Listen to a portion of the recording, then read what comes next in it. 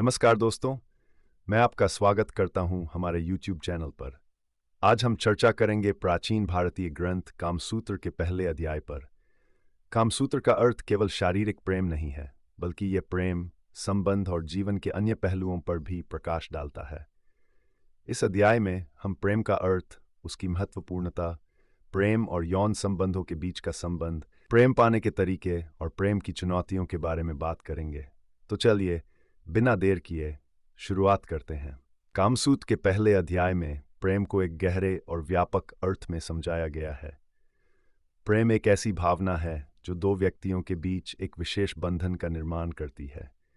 इसे केवल एक शारीरिक या लैंगिक संबंध के रूप में नहीं देखा जा सकता। ये एक ऐसा अनुभव है जो हमें एक दूसरे के प्रति संजीदगी और समर्पण का एहसास कराता है। जब दो लोग एक दूसरे के साथ समय बिताते हैं, हंसी मजाक करते हैं या मुश्किल समय में एक दूसरे का सहारा बनते हैं, तो ये प्रेम की निशानी होती है। प्रेम के कई प्रकार होते। पारंपरिक प्रेम ये वह प्रेम है जो विवाह या दीर्घकालिक संबंधों में विकसित होता है। इसमें एक दूसरे के प्रति जिम्मेदारी और समर्थन का एहसास होता है। शादीशुदा जोड़े जो एक दूसरे के साथ मुश्किलों का सामना करते हैं और एक दूसरे का सहारा बनते हैं, ये पारंपरिक प्रेम का उदाहरण है। लैंगिक प्रेम ये प्रेम का एक पहलू है जो शारीरिक आकर्षण पर आधारित होता है। इसमें शारीरिक संतोष की तलाश होती है। जब एक जोड़ा शारीरिक रूप से एक दूसरे की ओर आकर्षित होता है और इसे अपनी प्राथमिकता बनाता है।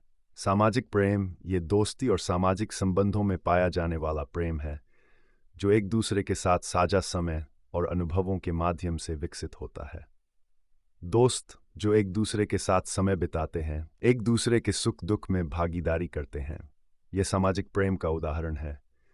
कामसूत्र ये बताता है कि प्रेम और यौन संबंध के बीच एक गहरा संबंध है। शारीरिक संबंध केवल एक शारीरिक क्रिया नहीं है, ये दो व्यक्तियों के बीच का एक भावनात्मक जुड़ाव भी है। जब एक प्रेमी प्रेमिका एक दूसरे के साथ प्रेम करते हैं, तो ये केवल शारीरिक संतोष नहीं होता, बल्कि यह उनके बीच की भावनाओं को और गहरा करता है। यौन संबंध में सहमति की आवश्यकता होती है। यह जरूरी है कि दोनों व्यक्तियों की इच्छा और समझ हो। सहमति के बिना संबंध अस्वस्थ और समस्याग्रस्त हो सकता है। जब एक जोड़ा यौन संबंध बनाने का निर्णय करता है, तो यह आवश्यक है कि दोनों इस पर सहमत हों। अगर एक साथी अनिच्छुक है, तो इसे स्वीकार करना चाहिए। संवाद को कामसूत्र में एक महत्वपूर्ण तत्व माना गया है। अगर एक प्रेमी अपनी इच्छाओं और भावनाओं को खुलकर व्यक्त करता है और उसकी साथी भी अपने विचार साझा करती है, तो यह उनके रिश्ते को मजबूत बनाता है। कामसूत्र में प्रेम पाने के विभिन्न तरीके बताए गए हैं। आकर्षण बढ़ाना, अपने व्यक्तित्व पर काम करना और खुद को आकर्षक बनाना।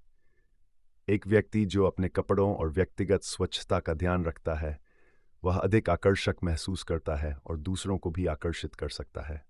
सामाजिक जीवन, नए लोगों से मिलने के लिए सामाजिक कार्यक्रमों में भाग लेना, पार्टी, शादी या अन्य सामाजिक समारोहों में जाना, जहां आप नए लोगों से मिल सकते हैं और संभावित प्रेमियों से बातचीत कर सकते हैं।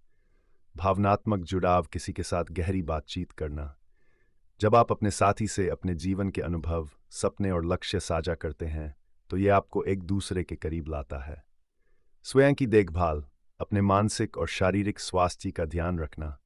नियमित व्यायाम, सही खान-पान और मानसिक स्वास्थ्य के लिए ध्यान करना आपको खुश और संतुलित बनाए रखता है, जो दूसरों को आपकी ओर आकर्षित करता है।